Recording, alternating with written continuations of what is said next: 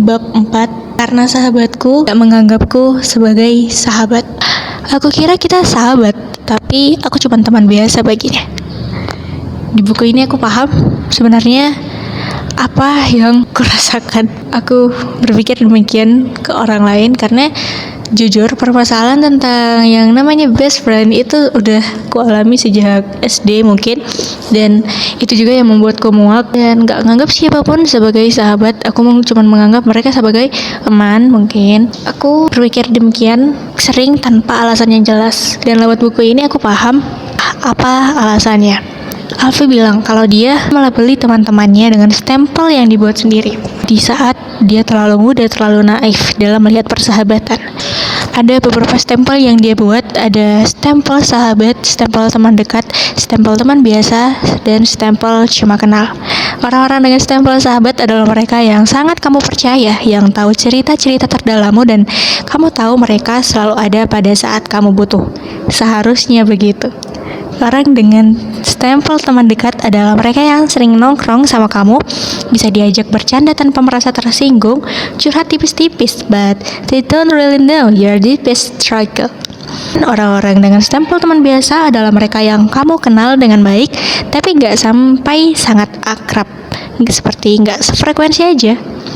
Itu yang terjadi dalam hidupku. Secara sadar nggak sadar membuat orang-orang yang kutemui dalam hidup punya keempat stempel masing-masing. Mungkin karena aku sering mendefinisikan teman-temanku dengan label-label tertentu, jadinya orang dengan stempel sahabat punya tekanan yang cukup tinggi. Karena aku berharap mereka melakukan hal yang sama seperti yang kulakukan. Aku pernah bilang ke temanku, kalau aku sudah menganggap seseorang sebagai temanku, aku bakalan ngelakuin segala hal yang aku bisa untuk dia, dan itulah hal yang salah. Di balik sikapku, aku berharap dia juga melakukan hal serupa padaku. Jika aku dianggap sebagai sahabat oleh orang lain dan aku dituntut untuk demikian, justru aku merasa direpotkan. Tiap orang punya kehidupannya masing-masing kan, dan kita mungkin jadi pilihan kedua, ketiga, atau kesekian dalam hidupnya. Awal-awal aku merasa kalau mungkin aku emang tidak ditakdirkan untuk berteman dekat dengan siapapun. Masalahnya mungkin ada pada diriku sendiri, karena label-label itu bikin kita ngerasain sakitnya ditolak. Kadang mereka gak jahat, tapi ekspektasi kita yang terlalu tinggi, yang mengharapkan sesuatu dari mereka, dan itu yang akhirnya mengecewakan kita.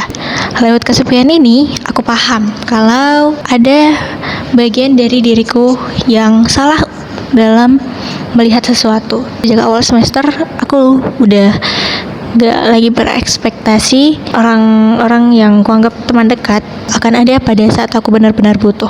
Stempel-stempel itu mah jadi ekspektasi yang bikin aku sakit. Itu juga yang menyadarkanku kalau semua orang itu sama. Orang-orang yang datang dan pergi adalah teman. Walaupun mereka pergi, mereka akan meninggalkan sesuatu untuk kita, entah itu pelajaran, pengalaman, atau hal-hal lainnya. Lewat buku ini juga aku belajar untuk sembuh dari perasaan-perasaan itu, dan buktinya ada di sini sekarang.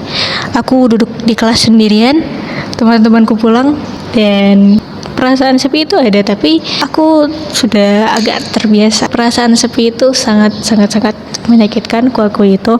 Walaupun aku dekat dengan mereka, kan ada lebih banyak hal buruk terjadi padaku ataupun terjadi pada mereka karena aku ada. Teman-teman satu circleku udah sadar aku berubah di semester ini. Dan temanku nanya, kenapa kamu jadi jarang ngumpul bareng kita?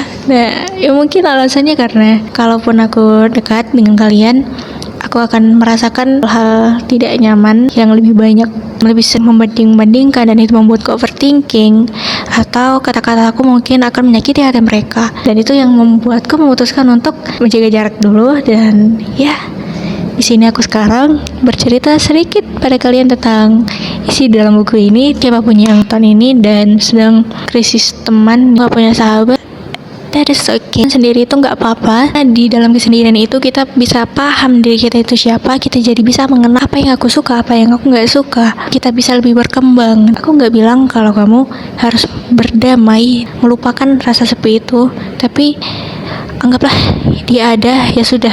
Untukmu yang sedang berjuang, hai, kita adalah teman. Semoga kesendirian ini bisa membuatmu lebih baik dari hari kemarin. Semoga suatu saat nanti Allah akan memberikanmu teman-teman yang baik. Oke, bye-bye.